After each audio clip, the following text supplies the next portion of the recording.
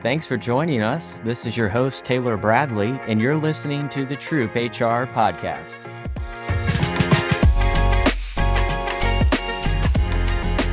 Hello, everyone. My name's Taylor Bradley, your host. Today, I'm joined by Shari Chernak. Shari spent her career at the intersection of people, strategy, and transformation. 2/3 of it as a consultant for firms including Deloitte and Korn Ferry, and 1/3 of it in-house facilitating enterprise transformation at Dell, Neobia Logistics, and Industrious. Shari is currently in Mercer's transformation practice, where she is an expert focused on HR, organization, and workforce transformation. She is a native New Yorker in Austin, Texas. Shari, welcome to the pod. Thank you. It's great to be here, Taylor. Today, our topic is the evolving CHRO role in a rapidly changing world of work. And what is exciting to me is that you've been doing a fair amount of research at this at Mercer, and you've recently published some of this research. Could you give our listeners just some ground level understanding of the research that you've recently done? Yeah, absolutely. So the survey is called The Voice of the CHRO. We heard from 102 CHROs, all based in the US with one exception, and organizations ranging from your kind of smaller, mid-sized organizations up to large enterprises and organizational names and brands that everyone would have heard about. And what my colleague and I, who were primarily involved, wanted to know was CHROs and organizations in general have been through a lot in the past 4 months. We are coming up on the 4-year anniversary of the pandemic. So if you think about the pandemic itself, you think about all of the things that have gone on since with the Great Resignation, talent shortages, political change, a focus on DE&I, significant changes in the macro economy and in the geopolitical space. CHROs have found themselves doing things that were probably never in their job description, never in their aspirational set, perhaps, and having to do a lot on the fly and without necessarily any different set of resources than they had in the before times, if you will. So we wanted to know how they saw their current environment in terms of the challenges they were facing, in terms of the trends that they were seeing, in terms of what would benefit them. And we also wanted them to look back and say, how prepared did you feel for your role as CHRO?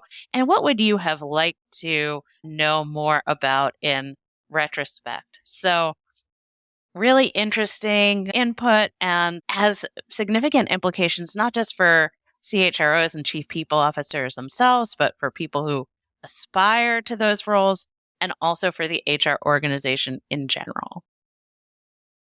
Amazing summary. Now, for our listeners, we will put a link to your work so that they can follow along in this conversation. One of the things that stood out to me right away is the demographics that have made up the report itself. It looked at about 75% of the individuals that responded were experienced HR executives.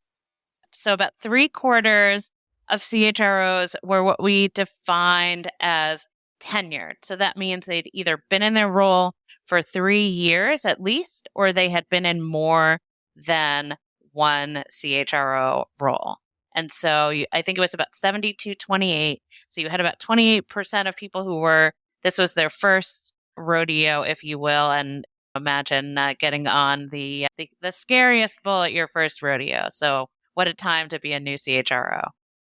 What were the 2 or 3 things that jumped out to you at the data for folks that have been with organizations or been in this role for some time? Well, actually, one of the things that was really interesting is we didn't get a lot of differentiated input. So if you think about by industry, I had somebody call me from a healthcare publication and say, what are the healthcare takeaways? And I looked at the 10 people out of 100 who responded who were the CHROs of healthcare organizations, and it was almost to the number. So I think the only significant difference, and it wasn't even that significant, was when we asked CHROs how prepared they felt to take on the role. It was 86% overall and 79% of new CHROs saying they felt extremely or very well prepared. And of course, the devil in the details is what everyone wished they had known. Fascinating. And many of the issues that we did experience, albeit some of them were exacerbated over the past few years, are not original stories. They are retaining high quality talent, dealing with a more difficult to obtain workforce, being that there's huge structural changes with baby boomers exiting the workforce. So some of these have been around. So it's good to see that consistency in the data. Now, I did listen to your recent LinkedIn Live with Mercer, where you discussed some of these results. And one item that came up that stuck out to me, because this was also a hot topic at the CM2C Workforce Executive Summit I went to in the fall, was interacting with boards and being prepared for that. Can you give us some details of what you saw in the responses as it related to that? One of the topics that when we asked CHROs what they wished they had known, that was actually one of the significant areas where nearly 40% had expressed that they wished they had worked more with the board before becoming CHRO. And if you think about the typical model of what the boards want to talk to the HR function about, it's been compensation. So if you were head of total rewards before you were a head of CHRO, you had to come before the comp committee. You got those nerves out of your system. And great, I'm ready to take on the board. I've taken them on the dollars and cents, which may be the toughest topic. But now, of course, there are many more topics that CHROs are going to be asked about. And so it for us, it means, from our perspective, it means there's an opportunity to think about presenting to the board and interacting with the board around other topics, whether those are risk, DE&I and ESG, talent, HR data. So the significant percentage you said, I never had board experience. I was a head of talent, or I was a head of HR operations, whatever it may be. That no longer needs to be the case. And one of the things that we argue is that CHRO should give their high potentials board exposure across some of the areas that are a little bit newly of concern to the boards. That's actually a fantastic takeaway for current CHROs. And to reiterate that, give your people leaders that may not have ordinary board experience that opportunity. That is something that is easily actionable based on the data that you presented today. So I think a great opportunity for our listeners. Were they able to provide any free text comments? Was there anything else in that related to this topic that stood out to you, or did you all collect categorical data? They did provide free text comments. So actually, some of the things that we learned, for example, when we asked CHROs what they wish they had known, there were a number of free text. So dealing with organizational politics was one. For example, the linkage between business and HR strategy was another example. So in some ways, the feedback could almost be a leadership curriculum for emerging HR leaders and for aspiring CHROs and chief people officers.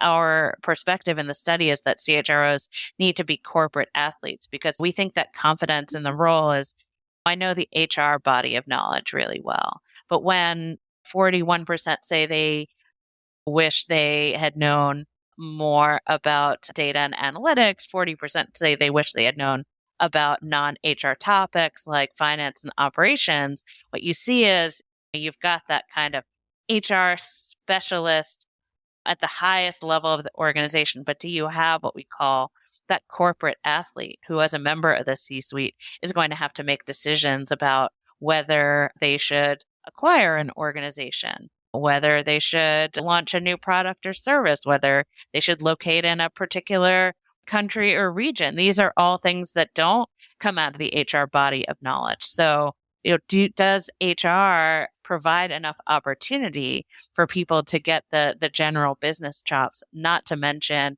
the expertise in areas like technology and analytics that are at the top of everyone's minds nowadays. And the one thing that you mentioned reminded me of a quote that I saw in the study, and I will read it here verbatim. While CHROs are strong advocates for mentoring and coaching for others, they themselves are often overlooked and fail to receive this critical support. Why did that stand out to you all as a key quote? There are two things. So first of all, if you think about the CHRO role, even in quote unquote normal times, as being responsible for the experience of others, for the needs of others, everything. Think about Maslow's hierarchy, everything from comp and benefits to the self-actualization through growth and career development. That means that they're spending a lot of time taking care of others. And I don't want to get too self-helpy. You can't fill other people's cup from an empty cup that you yourself have. So that's one. And then I think the other is we just talked about all the change, all the things that CHROs need to do that they may or may not have been prepared to do in their previous roles. And on top of that, a massive, unprecedented amount of change that will only continue to accelerate. So HR leaders can't remain stagnant, and they also need to develop not just as experts and as corporate athletes, but as leaders and as people. And that can involve things like coaching, mentoring, networking with other HR leaders and saying, I can't believe like this is my reality. Is it yours? And even doing some of that comparison and group problem solving can be really valuable. Part of that growth journey that also stuck out in your research was around digital HR and AI. For me personally, I have always had regular one-on-ones with the CISO, head of IT, or CIO, because so much of what we do with the HR tech stack can benefit from their expertise. What were some of the findings that you saw related to digital HR and AI? So interestingly, that we launched this survey in the spring, early spring. So before ChatGPT had its big moment and before generative AI became seemingly the foremost topic. So only 17% of leaders said they wish they had known more about technology, but 60% said they expected technology and automation to be increasingly important inside their organizations. So when you think about that and you think about what you were just talking about, HR technology is an area. It's been about what HRIS should I use, what tech stack, et cetera.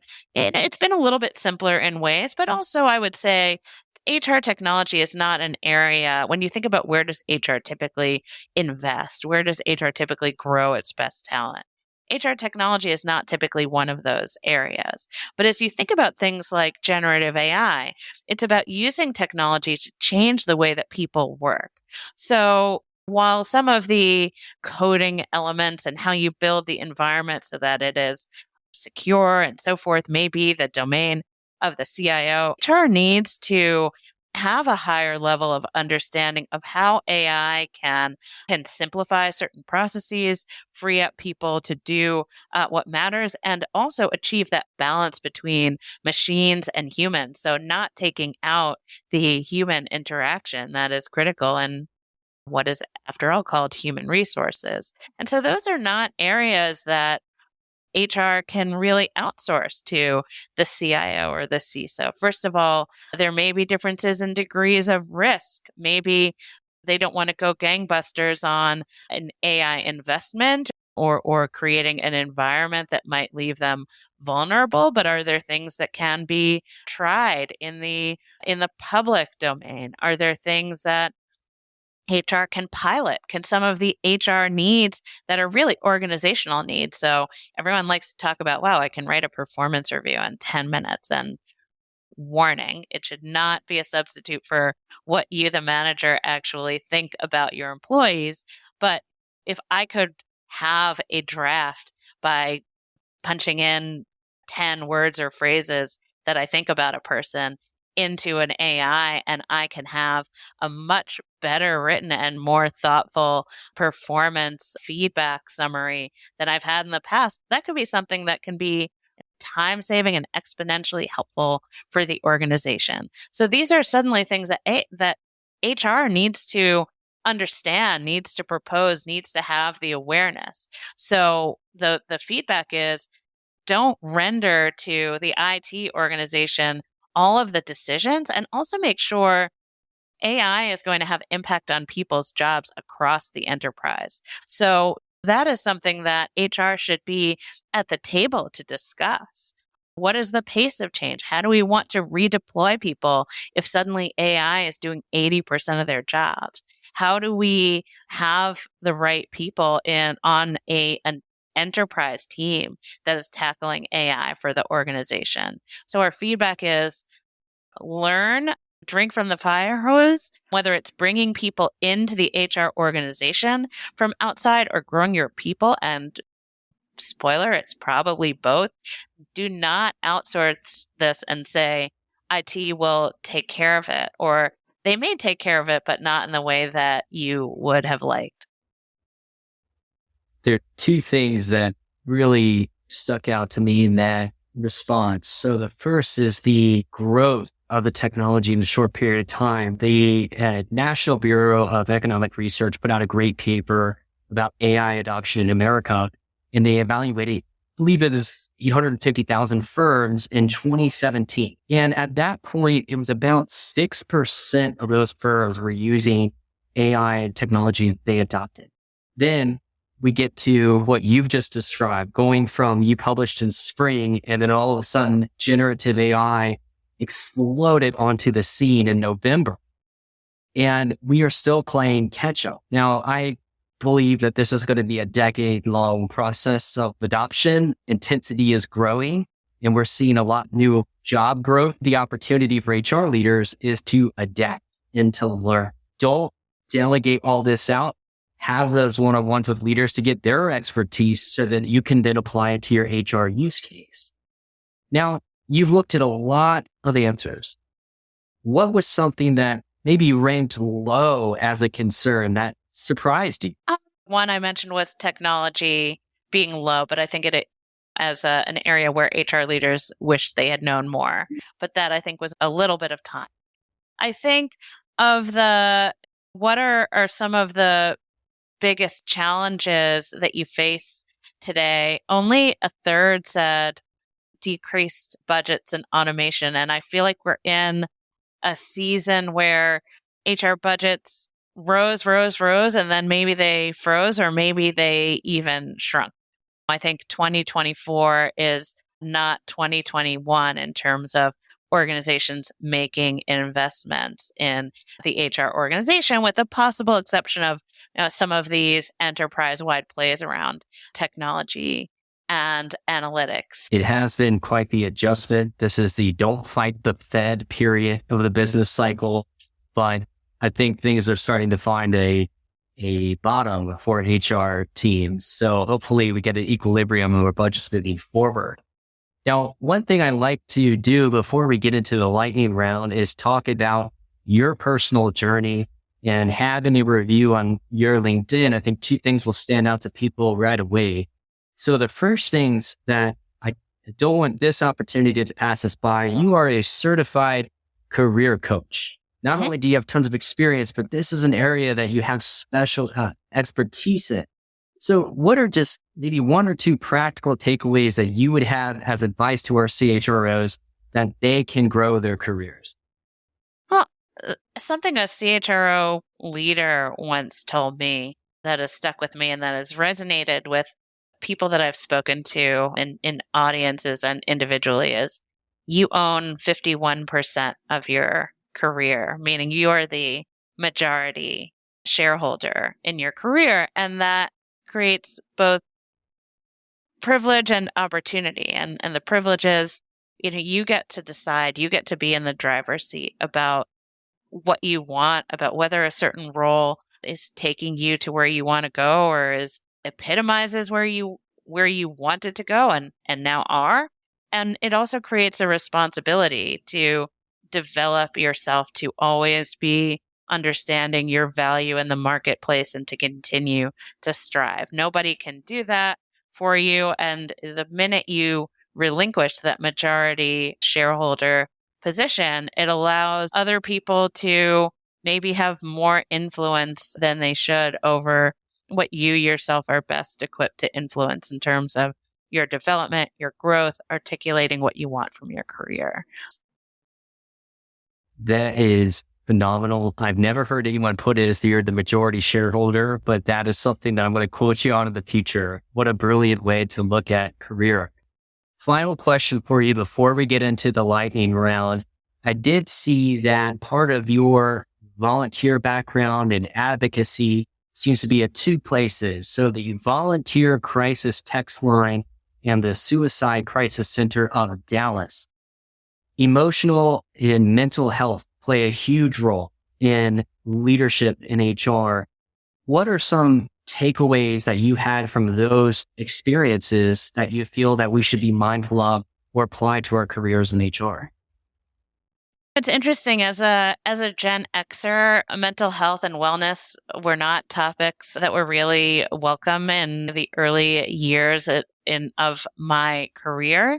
And I think now we are definitely in a different time when people can be a lot more candid about where they are in their mental health journeys, where people are looking to leaders for that authenticity, and where there are a lot more tools from empathy as a leadership skill and currency to things that organizations can do in terms of supplying their people with access to mental health, as well as even internal programming focused on mental health and wellness. So my advice to HR leaders is to lean into that, to be authentic, to have empathy. I also recognize that HR leaders are probably the most equipped people in the C-suite on the whole, because it is so built into what we do in the HR function. So that's an advantage.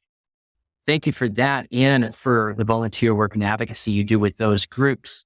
I will now transition us to the lightning round to close us out here today. So if you're ready, we'll dive right in. I'm ready. I don't know what to expect, but yeah.